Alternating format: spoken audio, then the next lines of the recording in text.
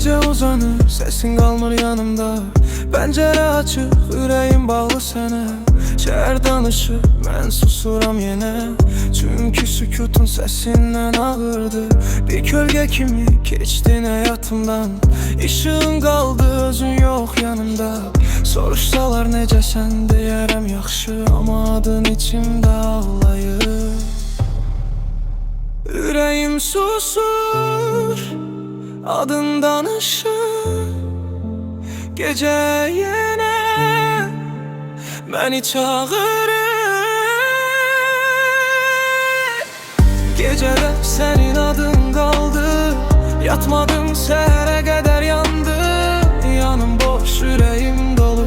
Səni itirmək yaralı olub.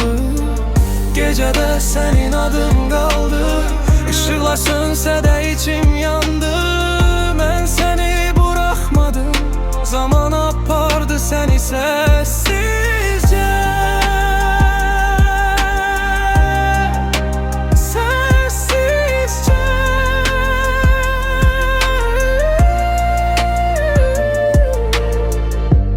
Divarlar şahit gece düşüncəmə. Saat dayanıp senin gittiğin yerde. Hamı var ama mən tək tənhayam. Çünkü mən səni hələ buraxmamışam. Bir mesaj bəs edərdi dönməyinə. Eririm dəraq baxma gülməyimə.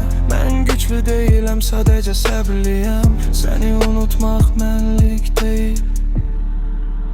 Yüreğim susur, adın danışır. Gece yenə məni çağırır.